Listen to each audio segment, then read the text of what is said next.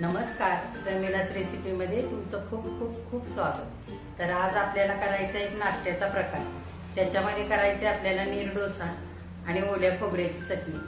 तर ही नाश्त्यासाठी खूप छान रेसिपी आहे. तर जे डाएट करत असतील ना त्यांच्यासाठी पण खूप छान आहे आणि मुलांसाठी सुद्धा. तर ती अगदी कमी वेळात तयार होते. जर तांदूळ भिजवलेले असतील तर साधारण 20-25 मिनिटांमध्ये आपले डोसे करून होतात. तर चला आपण बघूया काय काय साहित्य घेतले ते. त्याच्यासाठी आपण आता किचन मध्ये जाऊ.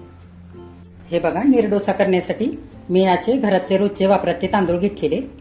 तर हे बारीक असे तांदूळ आहेत, हे बघा.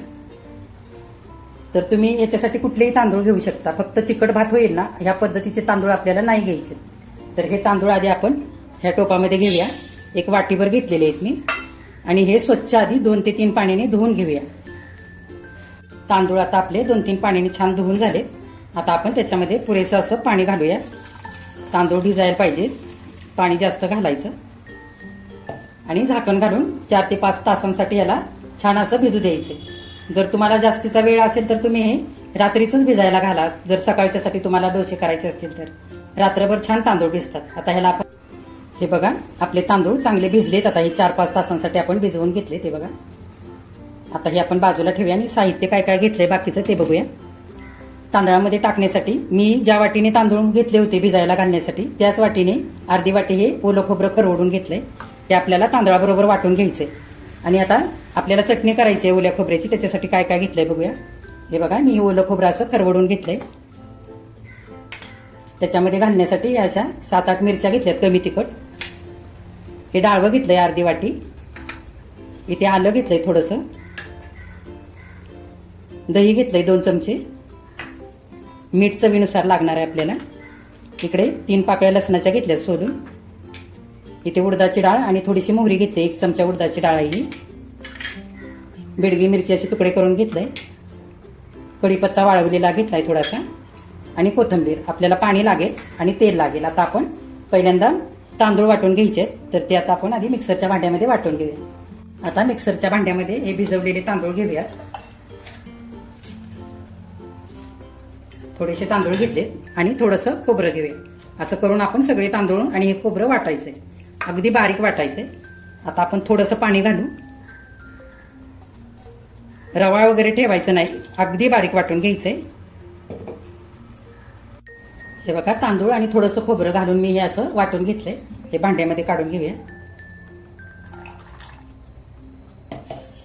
हे बघा किती छान बारीक वाटलेलं आहे. असंच बारीक वाटून घ्यायचं एकदम.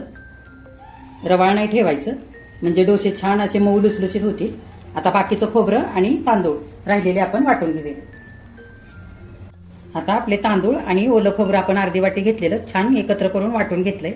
आता हे आपण थोड्या वेळासाठी बाजूला ठेवूया आणि ओल्या खोबऱ्याची चटणी करूया तोपर्यंत. आता आपण ओल्या खोबऱ्याची चटणी करूया. त्याच्यासाठी हे खोबरं खरवडलेलं सगळं मिक्सरच्या भांड्यामध्ये घ्यायचं. त्याच्यामध्ये आता हे डाळवं घालूया. आता त्याच्यामध्ये हे मिरच्या पण घालू.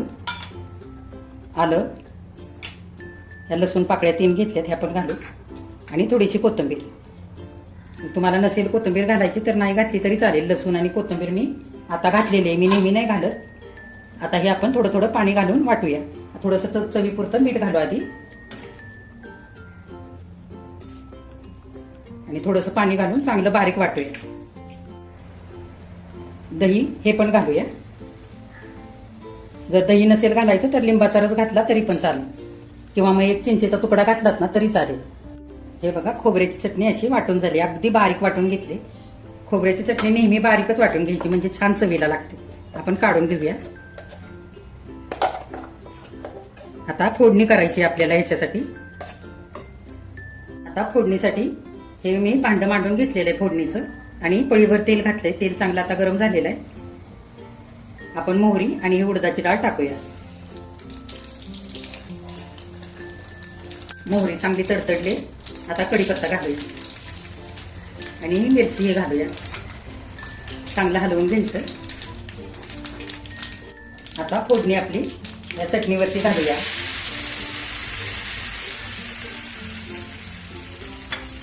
छान आता आपली चटणी तयार झालेली आहे.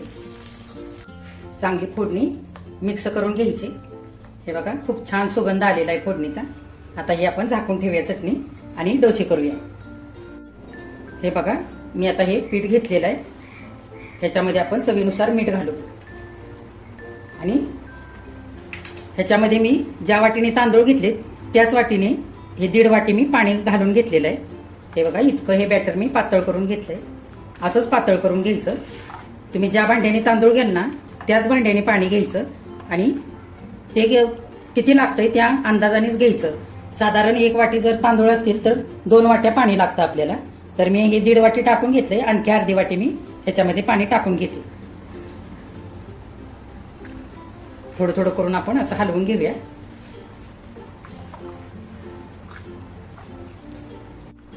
राहिलेलं पण पाणी घालून घेतलंय. हे बघा असं इतकं पातळ व्हायला हवं. जेवढे तांदूळ त्याच्या डबल पाणी घालायचंय आपल्याला ह्याच्यामध्ये. आता आपण डोसे करूया. चांगलं पीठ हलवून घ्यायचं आणि दुसरा डोसा घालूया. हे बघा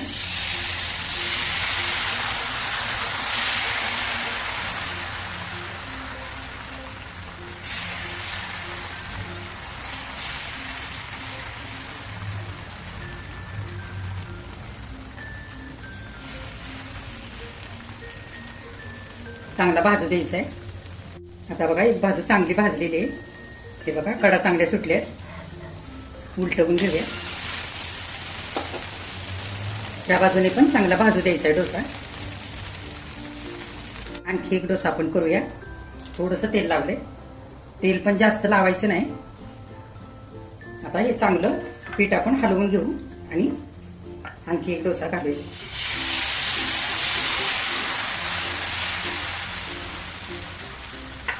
जर तुमचं पीठ तुम्हाला जर घट्ट वाटत असेल तर थोडंसं पाणी आणखी टाकून घ्यायचं आणि असं पातळच करायचं हे मिश्रण सगळं.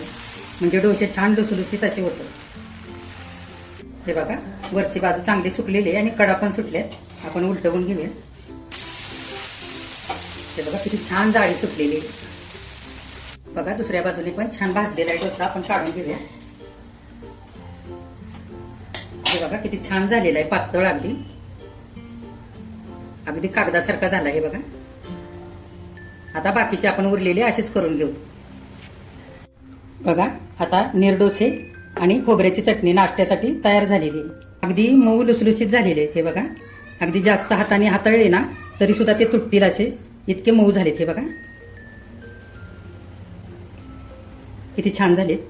तर ह्याच पद्धतीने तुम्ही पण असे डोसे तयार करायचे. मी जे प्रमाण दाखवलं त्याचप्रमाणे आणि असे निर्डोसे तयार करायचे. डोसे तयार करायचे. ह्या डोश्यांसाठी पाणी थोडंसं जास्त लागतं. तर ते लक्षात ठेवूनच हे करायचे. आणि ह्या पद्धतीने निर्डोसे तुम्ही पण तयार करायचे नाश्त्यासाठी. आणि माझ्या चॅनेलला लाईक शेअर आणि सबस्क्राईब करायचं आहे.